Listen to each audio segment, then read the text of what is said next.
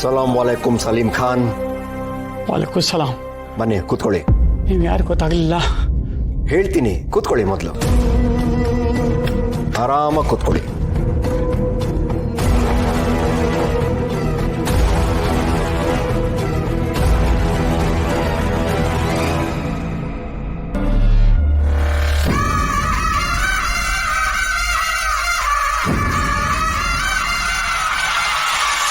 ನಿಮ್ಮನ್ನ ನಾನೇ ಇಲ್ಲಿ ಕರೆಸಿದ್ದು. ನೀವಾ? ಏನಕ್ಕೆ? ಯಾರು ನೀವು? ನನ್ನ ಹೆಸರು ಧರ್ಮೇಂದ್ರ. ಇವಳು ನನ್ನ ಹೆಂಡತಿ ಊರ್ಮಿಳಾ. ಈ ಅರಮನೆ ಉಸ್ತುವಾರಿ ಎಲ್ಲ ನೋಡ್ಕೊಳ್ತಾ ಇರೋದು ನಾನೇ. ನಮ್ಮ ಮಹಾರಾಜರಿಗೆ ಮಂತ್ರಿ ಥರ ಇದ್ದೆ. ಮಂತ್ರಿ ಥರ ಏನು, ನಾನೇ ಮಂತ್ರಿ. ಓ ಹೌದಾ? ನಾನು ಅರಮನೆ ಬಿಟ್ಟು ತುಂಬ ವರ್ಷ ಆಯಿತು, ಹಾಗಾಗಿ ನನಗೇನು ಗೊತ್ತಿಲ್ಲ. ಮುಂದೆ ಹೋಗ್ತಾ ಹೋಗ್ತಾ ಎಲ್ಲ ಗೊತ್ತಾಗುತ್ತೆ. ಏನು ಹೇಳ್ತಾ ಇದ್ದೀರಾ ಸಾಬ್? ಹೇಳ್ತೀನಿ, ಎಲ್ಲ ಹೇಳ್ತೀನಿ. ನೀವು ಬಂದಿರೋದು ನನಗೆ ತುಂಬ ಖುಷಿ ಆಗ್ತಾ ಇದೆ. ಯಾಕಂದರೆ ನೀವು ಈ ಅರಮನೆ ಅತಿಥಿ. ನನ್ನನ್ನು ಏನಕ್ಕೆ ಕರೆಸಿದ್ರಿ ಸಾಬ್? ಅದನ್ನು ಹೇಳಿ ಮೊದಲು. ಯಾಕೆಂದರೆ ನೀವು ನಮ್ಮ ಮಹಾರಾಜರಿಗೆ ತುಂಬ ಹತ್ತಿರವಾದವರು. ಅದಕ್ಕೆ ನಿಮಗೆ ರಾಜಾತಿಥ್ಯ ಕೊಡೋಣ ಅಂತ. ಹಾಗೇನೆ ನಿಮ್ಮ ಹತ್ರ ಒಂದು ಬಹಳ ಮುಖ್ಯವಾದ ವಿಷಯ ಮಾತಾಡಬೇಕಾಗಿತ್ತು.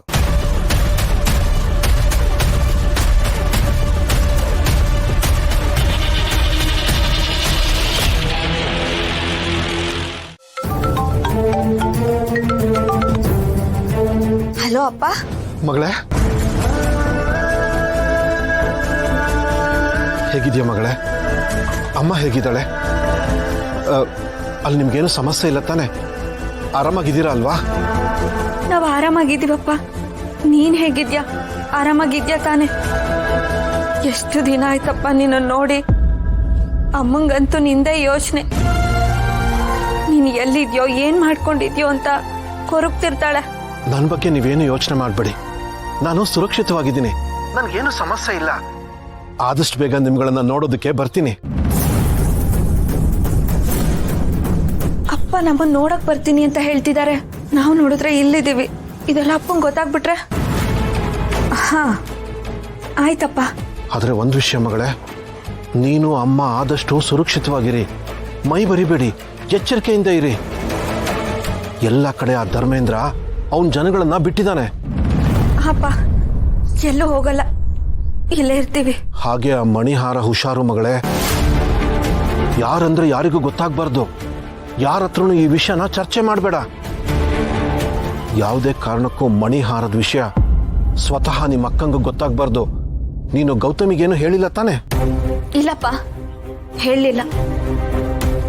ಅಪ್ಪ ಅಂದಾಗೆ ಗೌತಮಿ ಎಲ್ಲಮ್ಮ? ನಿನ್ನ ನಿಮ್ಮಮ್ಮನ ಅವಳು ಚೆನ್ನಾಗಿ ನೋಡ್ಕೋತಾ ಇದ್ದಾಳೆ ತಾನೆ? ಹಾಪ, ಅವಳು ನಮ್ಮನ್ನ ಚೆನ್ನಾಗಿ ನೋಡ್ಕೋತಾ ಇದ್ದಾಳೆ. ಅವಳು ಕೆಲ್ಸಕ್ಕೆ ಹೋಗಿದ್ದಾಳೆ. ಅವಳಿಗೆ ತುಂಬಾ ಕೆಲಸ ಅಂತೆ. ಸಿಟಿ ಜೀವನ ಅಂದ್ರೆ ಹಾಗೆ ಅಲ್ವೇನಮ್ಮ? ಕೆಲಸ ಮಾಡಿದಷ್ಟು ಕಮ್ಮಿನೇ. ಒಟ್ಟಿನಲ್ಲಿ ನಿನ್ನನ್ನ ಅಮ್ಮನ್ನ ಗೌತಮಿ ಚೆನ್ನಾಗಿ ನೋಡ್ಕೋತಾ ಇದ್ದಾಳಲ್ಲ, ನಂಗೆ ಅದೇ ಖುಷಿ. ನೀವಿಬ್ರು ಚೆನ್ನಾಗಿರ್ಬೇಕಮ್ಮ, ಅದೇ ನನಗೆ ಬೇಕಾಗಿರೋದು. ಆಯ್ತಪ್ಪ. ಅಪ್ಪ, ಆದ್ರೆ ನನ್ಗೊಂದು ಅನುಮಾನ. ಆ ಧರ್ಮೇಂದ್ರನ್ ಕಡೆಯವ್ರು ಯಾಕೆ ನಮ್ಮ ಹಿಂದೆ ಬಿದ್ದಿದ್ದಾರೆ? ರಾಜ ರಾಣಿ ಸಾಯಿಸಿದ್ದು ನಾವಲ್ವಲ್ಲ, ಆದ್ರೂ ಇವ್ರು ಯಾಕೆ ನಮ್ಮನ್ನು ಹುಡುಕ್ತಿದ್ದಾರೆ? ಇದೇ ನನಗೆ ಡೌಟು. ಅದು ಆ ವಿಷಯ ಅಷ್ಟೇ ಅಲ್ಲಮ್ಮ, ಬೇರೆನೇ ಇದೆ. ಏನಪ್ಪ? ಈಗ ಆ ವಿಷಯ ಬೇಡಮ್ಮ, ಸಮಯ ಬಂದಾಗ ಎಲ್ಲ ನಾನೇ ಹೇಳ್ತೀನಿ.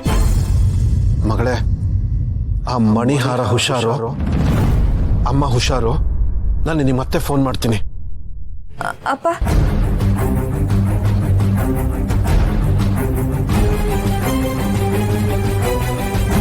ಆದ್ರೂ ಈ ಧರ್ಮೇಂದ್ರ ಕಡೆಯವ್ರು ಯಾಕೆ ನಮ್ಮ ಹಿಂದೆ ಬಿದ್ದಿದ್ದಾರೆ? ಮಂತ್ರಿಗಳೇ, ಏನೋ ಮಾತಾಡಬೇಕು ಅಂತ ಕರೆಸಿದ್ದೀನಿ ಅಂದ್ರೆ ಸುಮ್ಮನೆ ಕೂತಿದ್ದೀರಾ? ನಾನು ಹೊರಡ್ಲಾ? ನೀವು ಹೋಗ್ತೀನಿ ಅಂದ್ರು ಬಿಡೋರು ಯಾರು ಸಲೀಂ ಖಾನ್? ಹೊರಗಡೆ ಎಲ್ಲ ನಮ್ಮ ಜನನೇ ಇರೋದು.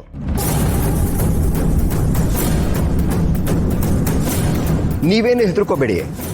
ನಾನು ಕೇಳೋ ಪ್ರಶ್ನೆಗಳಿಗೆ ಉತ್ತರ ಕೊಡಿ ಸಾಕು. ನಾನು ನಿಮ್ಗೇನು ಮಾಡಲ್ಲ. ನನಗೆ ಗೊತ್ತಾಗಬೇಕಾಗಿರೋದು ಇಷ್ಟೇ, 25 ವರ್ಷಗಳ ಹಿಂದೆ ಮಹಾರಾಜ ಮಹಾರಾಣಿಯವರ ಮಗ, ಸೊಸೆ ಮತ್ತು ಮೊಮ್ಮಗಳ ಒಂದು ಆಕ್ಸಿಡೆಂಟ್ ಆಯ್ತು.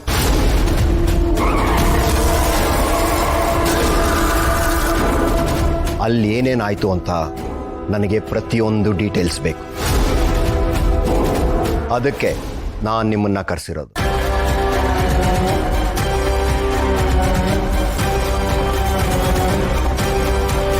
ಆಕ್ಸಿಡೆಂಟಲ್ಲಿ ಯುವರಾಜ ಅವ್ರ ಹೆಂಡತಿ ಮತ್ತು ಮಗು ಸತ್ತೋಯ್ತು.